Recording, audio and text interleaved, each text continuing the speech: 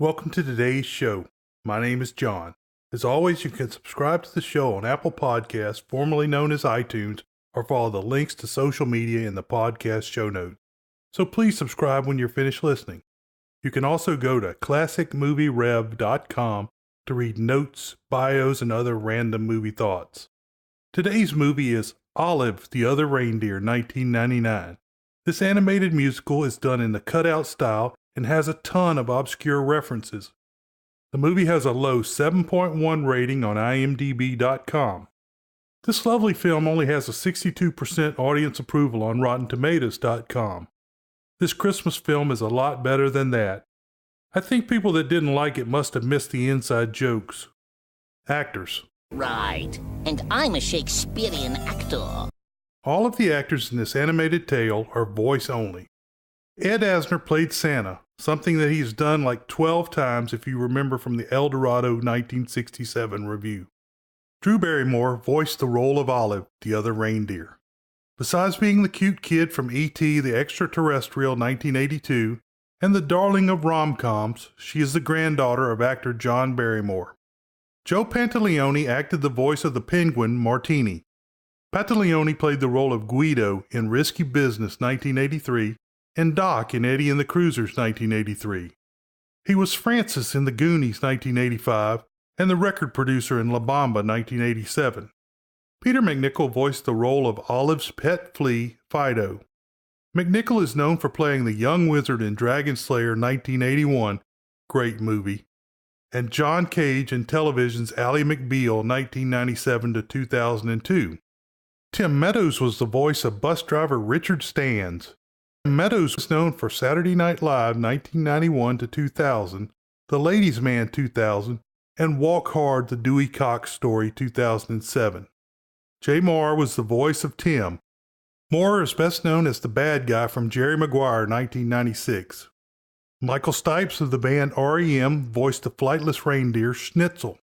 Matt Groening of The Simpsons 1989 to 2019 voiced Arturo. The postman was played by Dan Castellaneta, not Kevin Costner. Castellaneta was a Simpson alumnus. Story. Let me explain. No, there is too much. Let me sum up.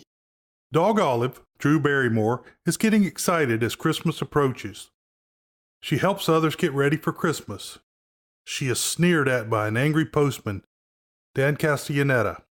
She runs into a penguin named Martini, Joe Pantoliano, that is selling fake watches. I know it is Martini and Olive like to drink, but I like to imagine it is an homage to the bar owner in It's a Wonderful Life 1946.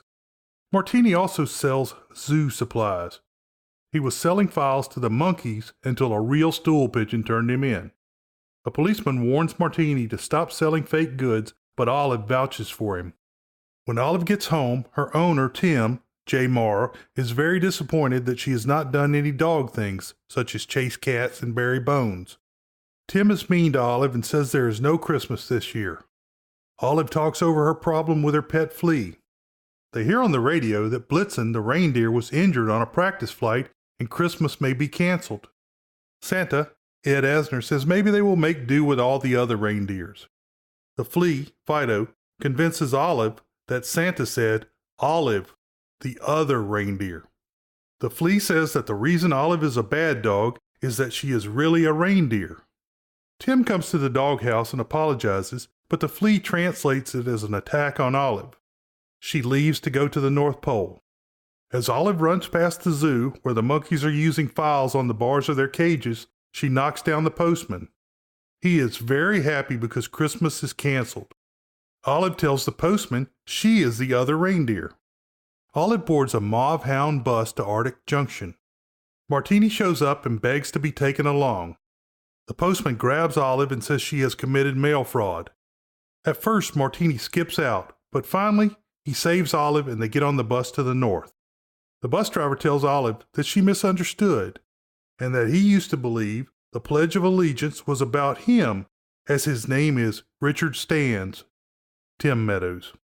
Two traveling Eskimo explain to Olive that she is not a reindeer. Martini uses the Lloyd Benson quote, like that he used on Dan Quayle in the vice presidential debate, except he uses reindeer instead of John F. Kennedy. Olive is undeterred. The postman is in hot pursuit. He runs a truck of tinsel off the road and the trees become decorated. He pulls even with the bus. Martini uses some zoo stationery to make a paper airplane and forces the postman off the road. Back home, Tim is missing Olive. The bus pulls into Arctic Junction where they have an hour before the next bus. The postman pulls in not too far behind them. He dresses as a waitress with the name tag Flo. Of course, we know where that came from. Kiss my grits. The group hears that Santa will be having an 11 p.m. press conference to cancel Christmas.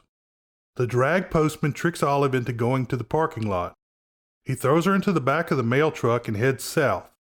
In the back of the truck, Olive sees the postman has been sending mean letters to Santa. Olive finds a box to her from Deus Ex Machina, which is from Latin via Greek theater meaning God from the machine. This technique was first used in Greek tragedy, where actors with the roles of gods were lowered onto the stage by a machine. In the box is a metal file labeled Great for Monkeys. Olive escapes, but makes it back to Arctic Circle too late to catch the bus. Richard Stans recommends that they try the bar for help. The Top of the World bar is a rough place full of reindeer and elves that don't work for Santa. They start roughhousing Olive, and Martini steps in to help. Olive chews out one of the bad guy reindeer. He feels bad and they decide to help. The deer is named Schnitzel, Michael Stipe, and his human companion is Round John Virgin. Schnitzel is flightless and Martini the penguin says, it happens. Using his snow machine, Round John delivers Olive and Martini to the front gate of Santa's shop. Olive can't get past the elf guarding the gate. Martini uses his knowledge of business trickery to get Olive inside. The postman shows up and is admitted to Santa's shop. Inside, the reindeer and elves are talking over the cancellation of Christmas. Olive finds Santa and says she is the replacement reindeer. She gives a motivational speech and they decide to try. Martini gives extensive press conferences as Olive's attorney.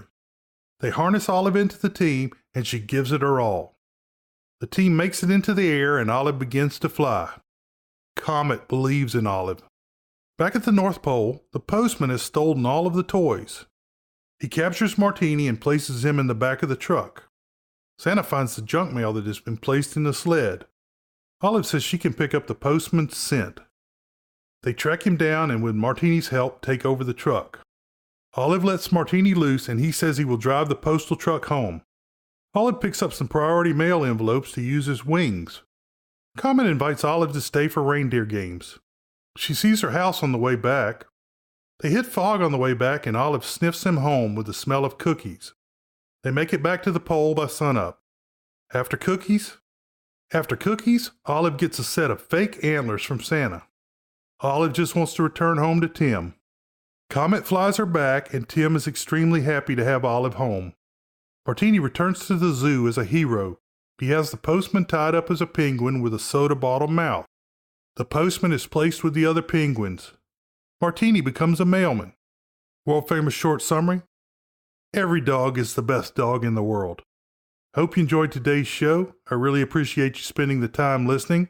You can find connections to social media and email on the site at classicmovierev.com. There are links to the podcast show notes as well.